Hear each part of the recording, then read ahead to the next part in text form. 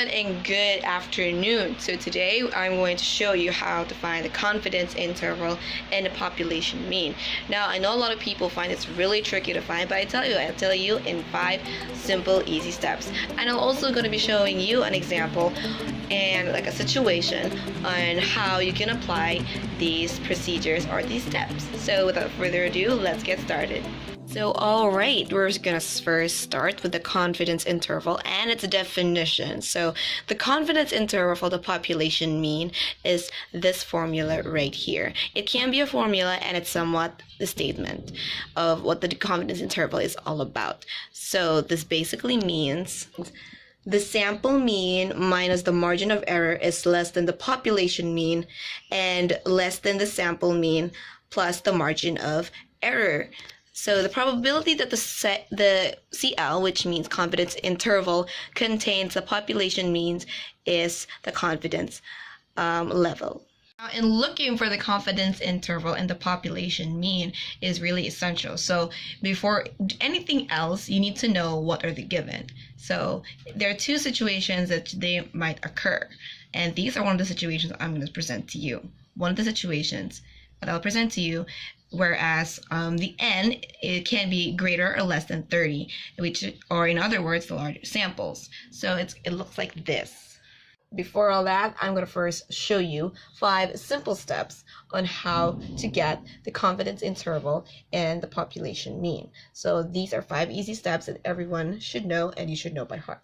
So here are these one of these 2 of the first steps of the looking for the confidence interval if the situation happens to be in large samples and the variance standard deviation is known.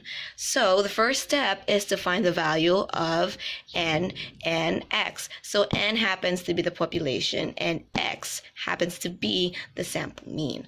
And so you have to look for that first, and if it's stated in the problem, in the situation given, then the better. So the second step is to specify the population standard deviation if it is known. But if n is less than or greater than 30, use the sample standard deviation as to estimate the standard deviation. So it can be given and can't be given, but I'll get into a little bit of that later. I know you'll probably ask, what if it's not given? And I'll explain to you how it's going to be done. So we're going to continue with the 3rd and 4th step. So the 3rd, 4th, and 5th steps, which are the last 3 steps, is here. Step 3 is find the critical value of Z alpha that corresponds to the given level of confidence. So this is also given. This is basically one of the given confidence levels, such as I'll show you an example right here. So here is an example of this 3rd step if anybody is confused. So basically, if the given problem, or you want to solve a problem using these confidence levels, such as this, if you want to use 90%, so the z-score you're going to have is 1.64, and if you choose 95% as your confidence level, then you get 1.96 as your z-score. And if you have 99, or you choose 99% to be your confidence level, then you have 2.576, or you can have it in 2.58, but it's really up to you. It's just how you do it. So this is what the 3rd step is all about. And if you're wondering where you're going to apply this, don't worry, it's all in the formula. And yeah, and it gets even easier if this is given, so it's not a problem, and yeah, you'll really get it soon, and it's really just that easy. So the 4th step is to compute the margin of error, and error, which means here. So this is really crucial because this is going to be the last part of your process, or this is like the final, like this is this part. As you can see, it was used on the statement of the definition of the confidence interval. So right here, that this is the most like the pinnacle point, that we're really looking for this, because this is what sums up everything. And if you get wrong with this, basically everything goes wrong. So you really need to get this right, and you need to make sure that this is correct. You have to review it again and again, and of course the procedures that goes along following this. So yes. And now we go for step 5. Find the left and right endpoints of the interval and form the confidence interval, which is basically we're going to have to graph this up, and I'm going to show you how you're going to graph that. So yes, I'm going to present to you an example, and let's go to the next step. So a random sample of 12 students and a weight of 4 kilograms, the sample of 4.6. Construct a 95% confidence interval for all the mean weight of all the pupils. So how are we going to do this? So as you can see, they're already given sample. They're already given numbers here. So sample, so this number 12 is our n. And because it is the population of the pupils, somewhat like that. And the weight of 4 kilograms with a sample of 4.6.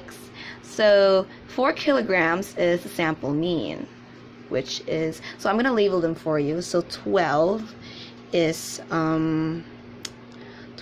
n, make sure it's little n. And the 4 kilograms is, hold up a second. And 4 kilograms is the sample mean, so I'm going to write that for you. It's like this. It's kind of like an X with a little line on top, and with a sample of 4.6. So this is the standard deviation. So I'm going to draw the symbol right there. I'm sorry, it's all wrong there. And construct a 95% confidence interval for the mean weight of all the pupils. So basically, since the confidence level has been given, so as you can see with the previous table, 95% and its z-score is 95% is equal to 1.96. So all you have to do is follow these and look for the confidence interval, and I'm going to show you how to do it step by step. Okay. So now we're going to start solving for the n. So first of all, we have to put in the given. So there was a random sample of 12, right? So we're going to put n equals to 12. And the standard deviation was 4.6. And the sample mean, which is this x with the line above, was 4 kilograms. And so these are the given. These are the given stated in the problem. So I would just like to have a little add-on for the next example that we're going to have is the degree of freedom, which is df. And basically the formula for this is u minus 12 1.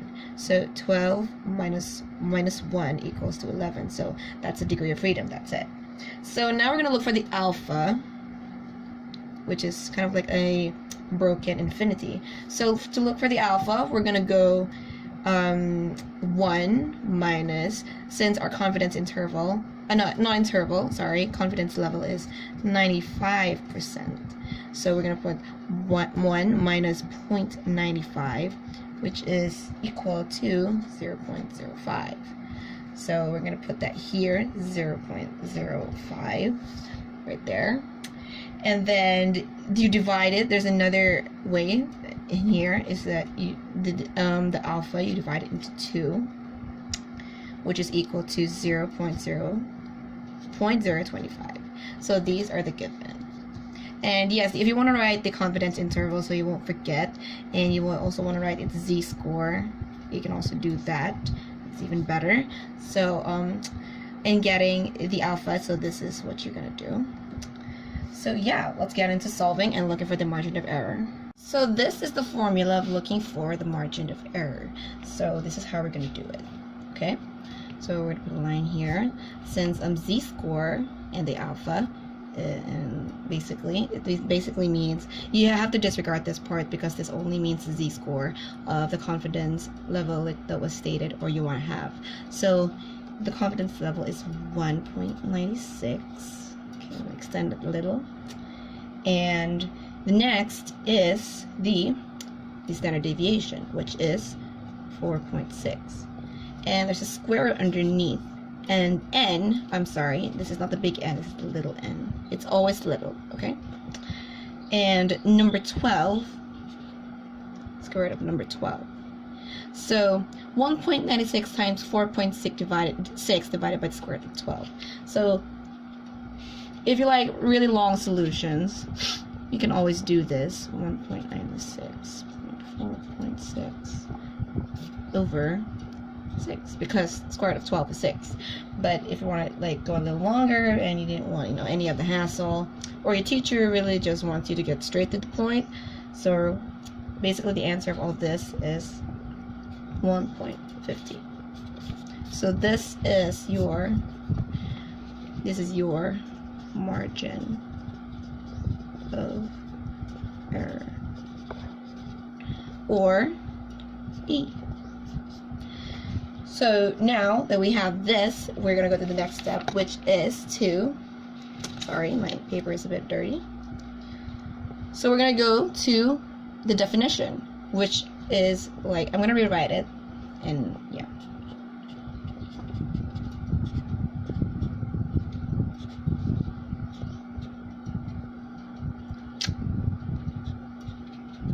So now we're just going to substitute all of these now that we have the margin of error.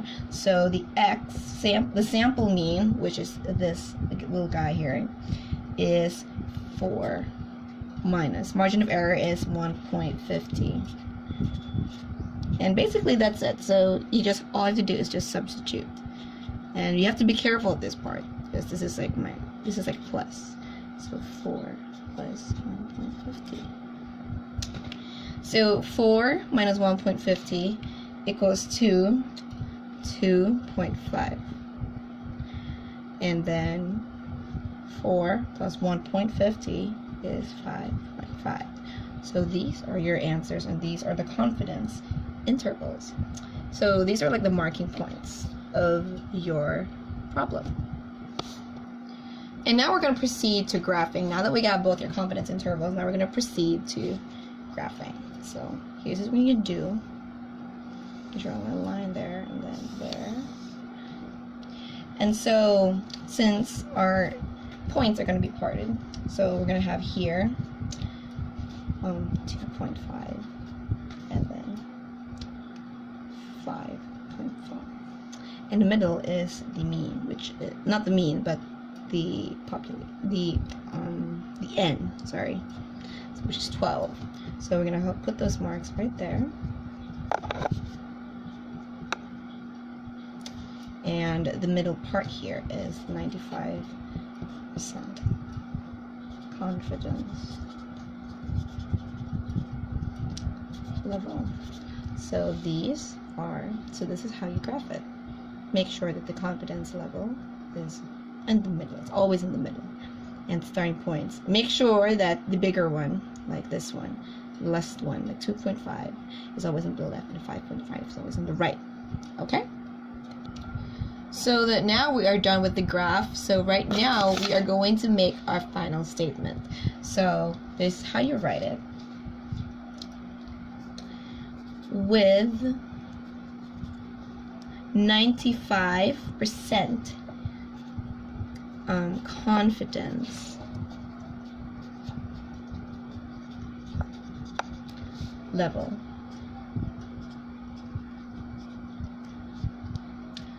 the mean way of students is between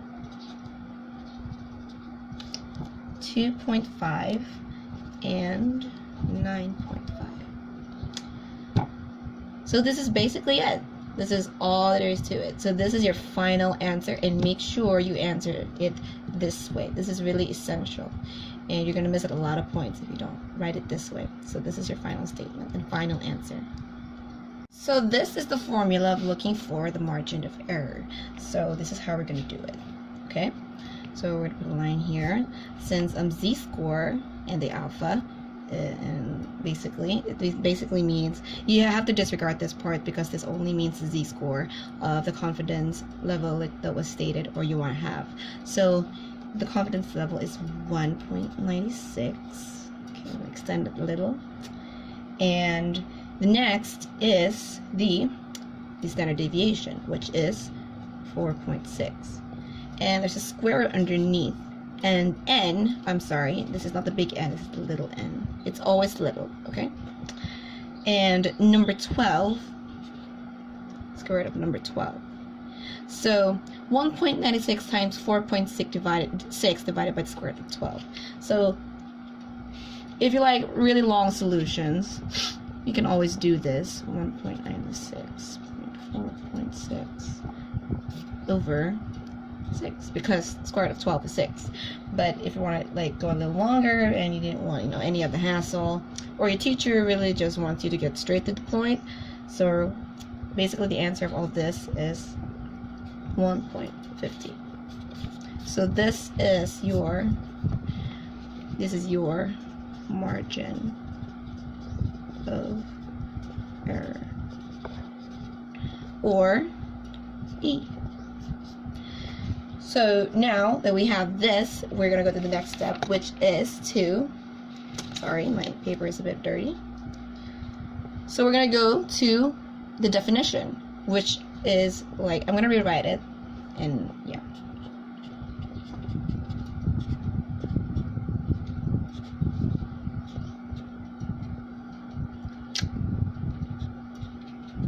So now we're just going to substitute all of these now that we have the margin of error. So the the sample mean, which is this little guy here, is 4 minus margin of error is 1.50.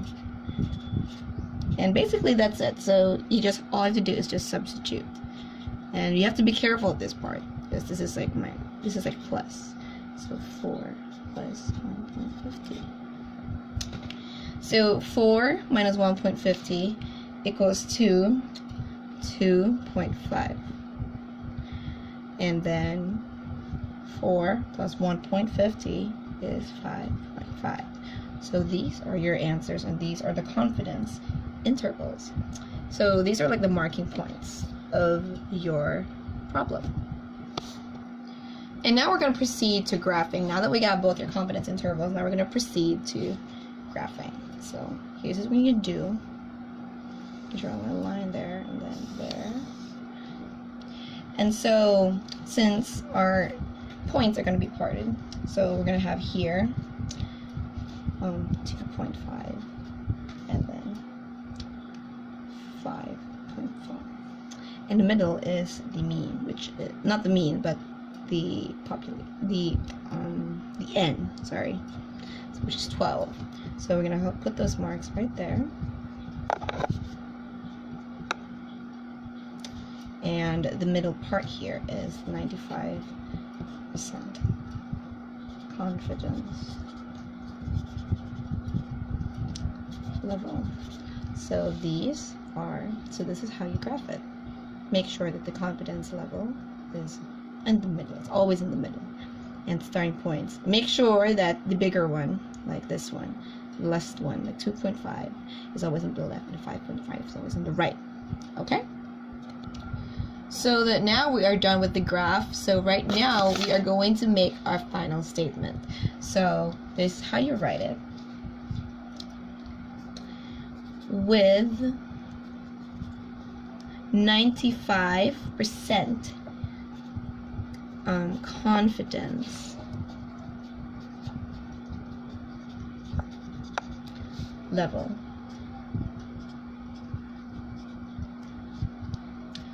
the mean way of students is between 2.5 and 9.5. So this is basically it. This is all there is to it. So this is your final answer, and make sure you answer it this way. This is really essential, and you're going to miss out a lot of points if you don't write it this way. So this is your final statement and final answer. Good morning, everybody. So right now we're into part 2 of our lesson, in which of how to find the confidence interval in the population mean.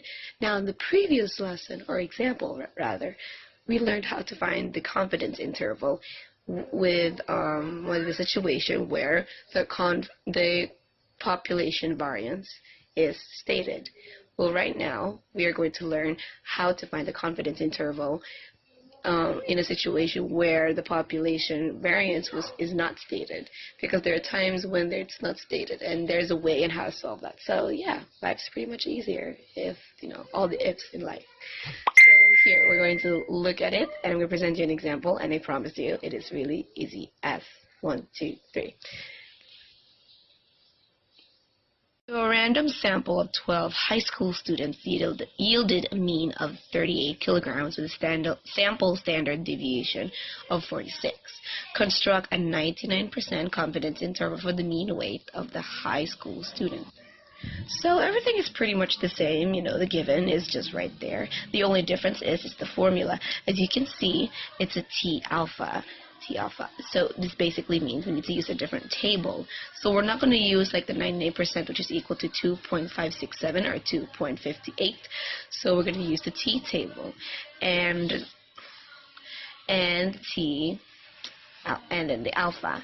So as you can see here, the alpha here is 0.01, and to get this you need to have, just like the previous one, I'm just going to have a review. So 1 minus 0.99 equals 0.01. So this is your alpha. And over here, it says alpha. In the previous formula, what was stated here, to look for the margin of error was z-score. Was a z-score. And you can see here, right, it's a t. It's a t value. So t value of alpha times standard deviation over the square root of n. So it's pretty much the same, and you just substitute. I mean, finding this one is the kind of a tricky part, so I'm going to show you how to find that in the t table. So in this table, this is the t table, we will look for the df. So as you can see, our df was given. The formula for the df is n minus 1. So since our given was 13, we will use, I actually changed it to 13, I'm sorry, I'm just giving that to you. So it's 13 high school students. So you can see the df, so 13 minus 1 is 12. So in here we'll look for the df, and then we know that the t value of it was 0.01. So we're going to look for it here. So we're going to go through this here, and then there, 3.106. So this is how you find the t table value. And now that we have that, so we're going to go here. So we're going to solve until we have our margin of error is 2.3812. And now we go to this. So you can see the df. So 13 minus 1 is 12. So in here we'll look for the df, and then we know that the t value of it was 0.01. So we're going to look for it here. So we're going to go through this here, and then there, 3.106. So this is how you find the t table value. And now that we have that, so we're going to go here. So we're going to solve until we have our margin of error is 2.3812. And now we go to the same process, and then we go here. So 38 is the sample mean, and minus 2.39, and then plus 2.39, and then which makes these confidence intervals. And if we're going to graph that, it's going to be the same as always. So this is what we're going to. So this is what our graph would look like. The same old. Put the lower value here and the upper value here. And of course, I changed it into 13, so this is going to be 13. So this is the end. And of course, the confidence level is always there. So yeah. Thanks so much for watching, and I really hope that you learned how to do this. And yes, thank you so much. And of course, a little message for Miss Cynthia. So I'm really sorry if I don't really pay attention in your class, or even if I try to, I still can't get it. And you know, I've always been a slow learner in math, and I just want to say, this isn't really that hard. If I just listen harder, I knew I could do it. So thank you, Miss, for everything, and you know, giving me a chance, and to the others as well, you know, to uphold their grades. So I am very thankful for that, and yeah, enjoy your Holy Week, Miss, and see you again.